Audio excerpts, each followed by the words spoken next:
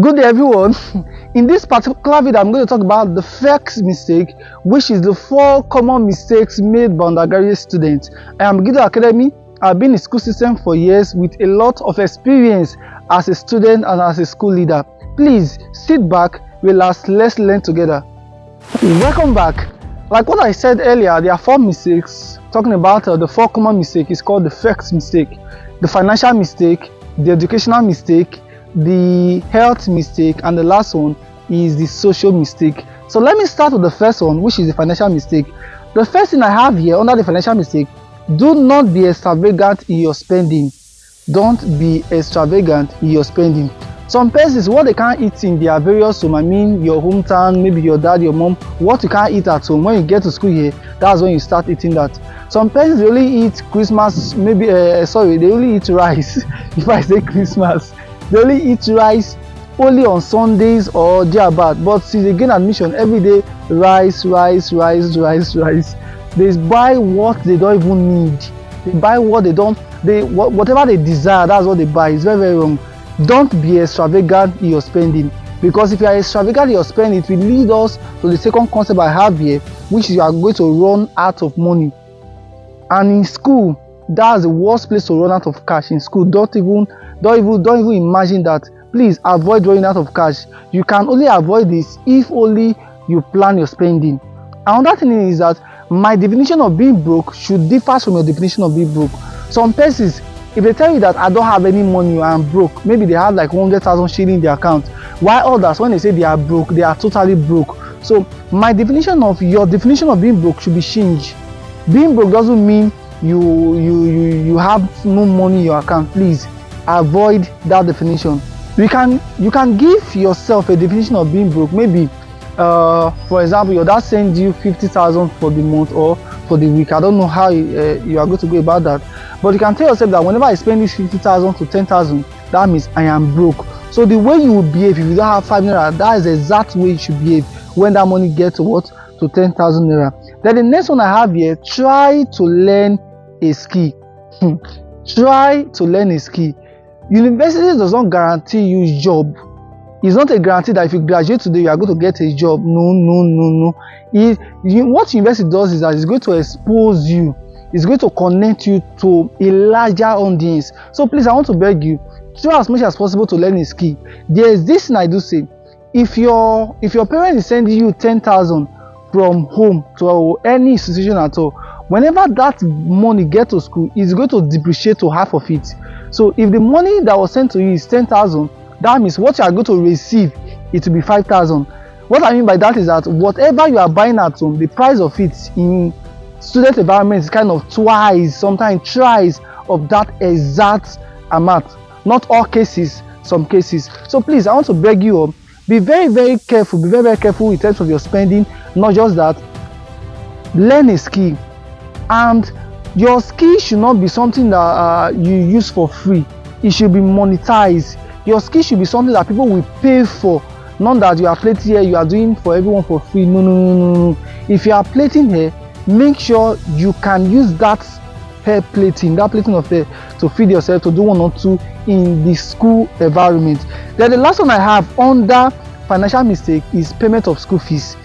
Payment of school fees. Be very, very careful in terms of paying of your school fees. Those of you that will be going to bank, those of you that will be going anywhere you'll be going to for payment of school fees, be very, very careful, because we have a lot of scammers. Some person will tell you that, don't worry, give me the money, I will pay the school fees for you. Some person will say, do this for me, I will pay the school fees for you. They might scam you of the money. So if you are not sure of the person you are doing that business with, please don't patronize. But if you are sure and this person will not scam you, that means you are continuing with your patronage and the rest. The second common mistake made by undergraduate students is educational mistake. And the first one I have here: set your goals. It is very, very important. If you are a student without a goal, it will be difficult for you to graduate well. So set a goal, and don't have this mindset that you are going to graduate with a 3rd class. If you have that goal already as a starter, there is 100% chances that you will not graduate from that institution.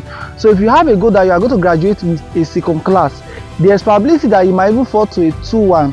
So I want to beg every one of us, please be very, very specific with your goal.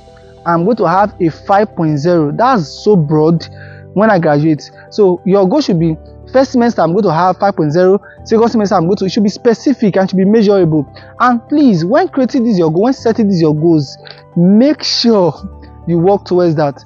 Don't say I'm going to have a 1 million naira at the end of this year without having a daily plan. So if you are going to have 1 million naira at the end of this year, that means a day, how much are you going to be making? So if you want to graduate with a first class, a day, how many times will you be reading? A day, how many times will you be assessing yourself? So as a student, set a goal. Then on that thing again, be a good time manager. Be a good time manager. I am going to the market, you follow the person. I'm going to school, you follow the person. I'm going to church, you follow the person. You are not yourself. Manage your time. Be very, very specific. Today I'm going to read for 1 hour, or today I'm going to read for 2 hours. Today I'm going to operate my phone for 2 hours. Be very, very specific with your time. Manage your time so well. Not that, because if you can't manage your time, everybody will encroach on your time. The time that you are supposed to sleep, people will use it to play all kind of games. Time that you are supposed to be reading, they use to do all kind of stuff. And at the end of the whole thing, you are going to trying to read what a lecturer used, what the lecturer used 3 months to explain. Like what they do say, an author might use years to write a book. Lecturer will use 3 months to teach that textbook. Then you as a student, you are not trying to tell me that you use 1 night to finish the textbook for exam. It's not possible. It doesn't work that way. That's a very, very great mistake. Please make sure you are very, very good in managing time. Don't waste your first year for fun and cruise. Please don't waste your first year as 100 level student. Don't waste your first year for fun and cruise, because your success in school can be determined from the first day of you entering that school. So if you play in your 100 level, it is very, very, you cannot regain that back. If you fail your 100 level, you can't regain that back. So make sure as you are starting, start very, very firm. Start very, very strong. Don't use your first year for cruise, for fun. Everybody is going to party, you party. Everybody is going to club, you club. Everybody is doing this, you do that. No. Be very, very careful with that. Then the next one, never wait for your examination timetable before you form your personal timetable. It's wrong. You wait for examination timetable before you form your personal timetable. No. If timetable doesn't work for you, it's fine. Like me, I'm a type that I can't even predict the time I should be opening my book to read. I can't predict it. So, but I make sure every day I read my book. So for those of us who can't predict, who can form personal timetable for themselves, so please, I want to beg you, read every day, and be very, very conscious of the hours you study. If it is 1 hour, be consistent. If it is 2 hours, be consistent. You can as well increase it, but never reduce the number of hours you study. Then another mistake most students make is they pick a favorite course. This particular lecturer is nice. This particular lecturer is handsome. So this is my favorite course. This particular lecturer is wicked. I hate his course. This particular lecturer is too harsh. I don't like his course. You are going to fail. That's the truth. So if you pick a favorite course, there's 100% chances that you are going to hate most of the course, or you pay less attention to other courses. So to avoid this, make all the courses your favorite. All of them. The one that is difficult, the one that is hard, the one that is very, very strong, the one that is very, very soft. Make all the courses your favorite. Then another mistake that students make, be careful when registering your courses. If you are in any institution that register courses online, be very, very careful. And after your course registration, make sure you go with your course form to your course advisor, meet your course advisor with your course form, and allow her to go through it. Because there are a lot of cases whereby students will go for an exam they didn't even register for example, now you registered a 300 level course whereas you are a 100 level, and you could not even bother to go through it before the exam. On that examination day, you go for that exam, that's automatic failure. First of all, you fail your personal course. Secondly, you fail a 300 level course. So you fail 2 courses at the same time. So please, I want to beg you, be very, very intentional when registering your courses. If you have registered the courses, print it out, glance through it, even the day before the course, because most schools they have a particular date for course registration to expire. So even before that day, check your courses online if they are correct. The meaning to the expiring time, check the course online if they are correct. Because if it is not correct, you are going to write the exam. Even if it is 400 level, 500 level, you are still going to write that exam. So to avoid that, after registering your courses, reach out to your course advisor for guidelines. Then another thing again, get to your class at examination venue an hour before. In most schools, you can go there 30 minutes before, but your examination or your exam, go there an hour before. It is very, very important. And for those of us who don't have a phone, talking about Delta State University Abraka, if you don't have a phone, you might miss your exam. Your exam might be today, and you think that your exam is tomorrow because they have shifted the timetable. So please, during examination, even class itself, most of us have experienced that already, whereby you be at home thinking that the class is by 4, not knowing that the class is by 6. You think that the class is by 6, not knowing that the class has been cancelled already. You pay to and fro transport. But if you have a very good phone that will keep you updated, every information that is coming to that department, then definitely you miss your exam and it will be difficult for you to miss your classes. Avoid procrastination in your educational journey. I read later, I read tomorrow, I read next tomorrow. Don't worry, in the evening I will read. Oh, I'm tired this evening, I'll read later. If you are a type that do procrastinate, procrastination is a theft of time. It's going to thief your time, and before you know, examination will be knocking at the door. Then the last under the educational mistake is return your matriculation gown on time. As for 100, if you are a 100 level student, after matric, please package that your matriculation gown, returning back to your department, because during your collection your name will be written down, some of your documents will be dropped.